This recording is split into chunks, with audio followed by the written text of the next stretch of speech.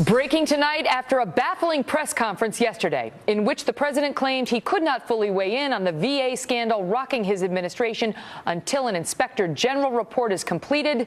We now know that this president or his top advisors have known about these very problems for a very long time and did shamefully little to make sure they were resolved. Good evening and welcome, everyone, to the Kelly File. I'm Megyn Kelly, and we're going to take you through it. This isn't about another IG report, Inspector General. We've already had 3, as it turns out, 3, all ignored. It isn't about another audit. We've already had one of those, too. It isn't about confirming the existence of these problems. They have all been well documented for years. There's precious little new in the scandal that the administration seems so baffled by this month. What we haven't had is accountability and follow-through. We're going to take you through the timeline. Back to 2008. Right after the presidential election, the Obama transition team is warned they should not trust the patient wait times that are being reported by the VA facilities. This report highlights the systemic problems with scheduling appointments and wait times being forced upon veterans throughout the VA system. It mentions little action was taken to address this problem under the Bush administration. In April of 2010, the problem is still bad enough that the top VA guy sends a memo to all the regional directors of the VA calling for immediate action to review scheduling practices and eliminate gaming of the system to hide long wait times. He goes through some of the very things the Phoenix VA was found guilty of doing or alleged to have done this month alone. This is back in 2010, specifically found that they were having 2 lists, one that was bogus, one that was real. Flash forward to May of 2012, the Senate holds a hearing. The Senate holds a hearing on the problematic long, ridiculously long waits for care at VA facilities. Listen to this witness. Like many VA medical centers, the overriding objective at our facility, from top management on down, was to meet our numbers, meaning to meet our performance measures. The goal was to see as many veterans as possible, but not necessarily to provide them the treatment they needed. Democratic Senator Patty Murray followed up that hearing with a bill, specifically calling for policy changes to address how VA employees were playing games with the wait lists. It passed. President Obama signed it. Seemingly nothing happened.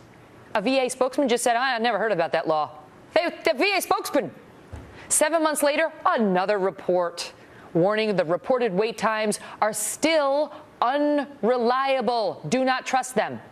January of 2013, House Veterans Affairs Committee Chairman Jeff Miller writes to Secretary Shinseki, please brief us, he says, on the VA's plan to improve medical appointment wait times and scheduling. A couple months later, May of 2013, Chairman Miller this time writes to the president directly and CC's Shinseki about what he calls an alarming pattern of serious issues. He is yelling, help!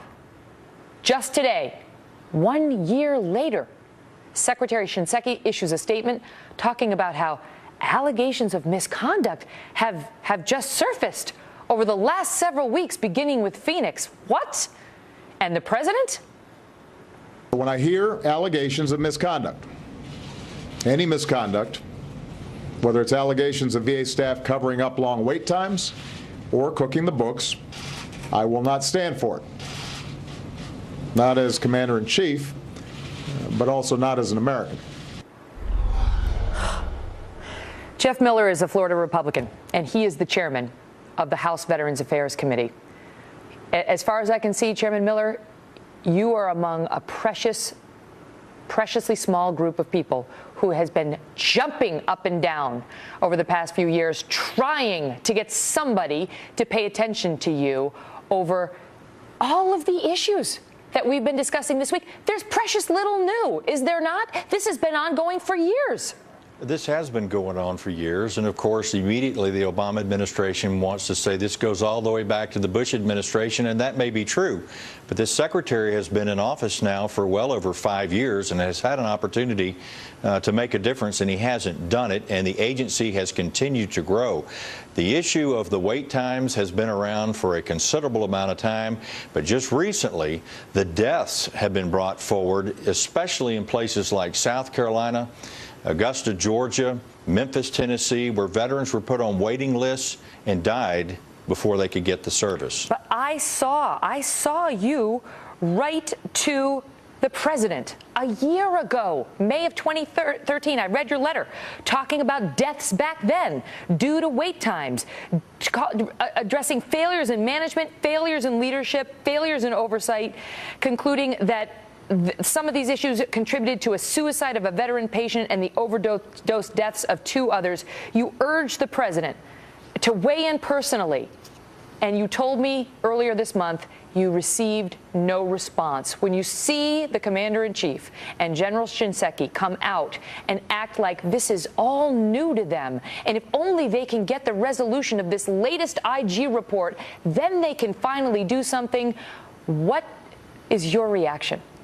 Well, my reaction is, of course, you may wait for the IG report in order to do something with Secretary Shinseki, but this is a systemic problem. It is a life and death issue. The president should have come out and immediately said, I am going to allow any veteran that is on a waiting list to receive the medical care that they have earned to go outside of the VA network and get it on the private market. Look, nobody is saying that the whole system itself doesn't provide quality health care, because it does once you get inside the system, but they have set unrealistic goals, unfortunately, that people have found ways to game around the system, and we're finding some of the most ingenious ways you could have ever imagined, where staff has found ways to hit that 14-day goal so that they look good, not only to the VISN, but up to the regional office and to the central office in Washington as well. I got to ask you, I know you haven't called for Secretary Shinseki to resign. How can you not? I'm not advocating a position, but how can you not? When I look back at you jumping up and down, raising the red flags,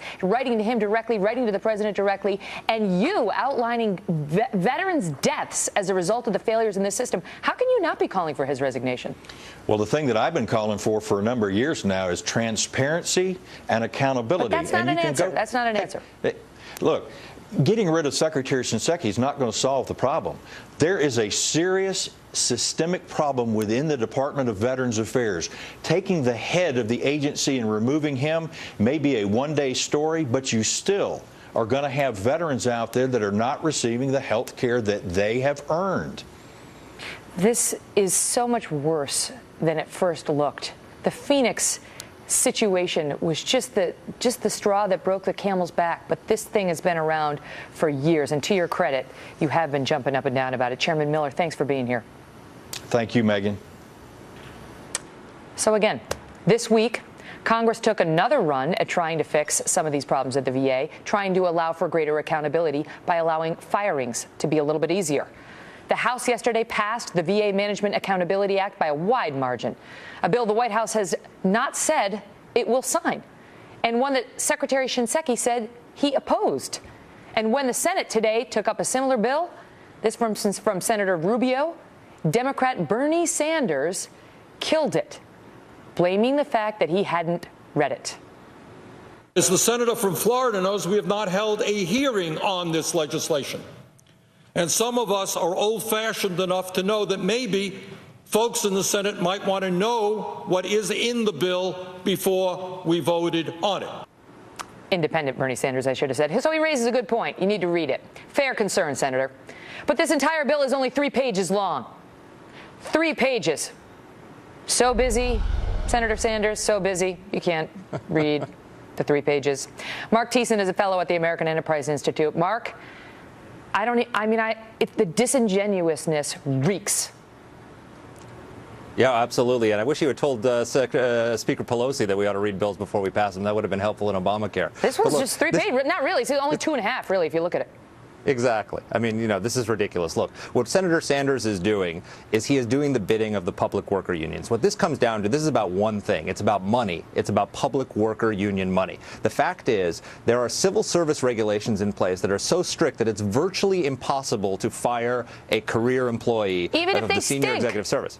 even if it sink. You know, Senator Coburn has documented that we have lost 2.5 million days of civil service work for people who just don't show up to work and don't get fired. I mean, you cannot fire a federal worker because the public sector unions have made it impossible. And so what's happening here is the Democrats are put in a position where they have to choose between two constituencies: veterans on one hand, who are outraged by these abuses, and the public worker unions, who are one of the single largest contributors to the Democratic Party. Well, it didn't seem to be a problem for the Democrats in the House, who voted overwhelmingly in favor of this bill. Well, a lot of the leaders, 30 of the 33 who voted against it, includes Steny Hoyer, who's a member of the Democratic leadership. But look, I'm speculating here, but it may have been known that they could vote for this. It's a free vote because Senator Sanders is going to take the bullet in the Senate and kill this. So, you know, they get to cover and say we voted for this, but Senator Sanders, who's taken $250,000 from the public worker unions, is standing in the way and is going to kill this in the Senate. So it's a free vote. Even when you've got dead veterans, that's not enough for them to say, we need to have some real changes. And it goes way beyond. I mean, it's okay. So Senator Sanders doesn't like this bill. He can't find time in his busy schedule to read 2.5 pages. But it goes way beyond that, Mark, as we just outlaid with Chairman Miller. For years, they've refused to take this seriously. And it's not just President Obama, but the past 6 years have been on his watch. No, that's absolutely true. And look, Congressman Miller has also proposed a key solution, which is giving the cabinet secretary the power to fire incompetent workers responsible for this. I mean, if VA workers and VA senior executives were worried about getting fired, we probably wouldn't have these abuses because they would be worried about having consequences for their actions. There is a culture of impunity in government bureaucracies that allows these abuses to happen. We saw it in the GSA, we've seen it in the IRS, and now we're seeing it at the VA. If you can't fire somebody for gross incompetence, including the death of veterans, if the death of veterans can't get us to the point where we can fire somebody for incompetence, then we're in a really sad place, and the public worker unions run the country, not the government. Even when their behavior has been repeatedly called out as prohibited by Inspector General reports and so on, even when they're found to have violated the own, internal mandates, they still can't be fired. Mark, good to see you. Thanks, Megan. Right? While that VA bill is on hold, we can report that half of the United States Senate did tonight find time to push for the Washington Redskins to change its name. Oh, good, they're getting down to business. We'll show you how the NFL is now responding to that.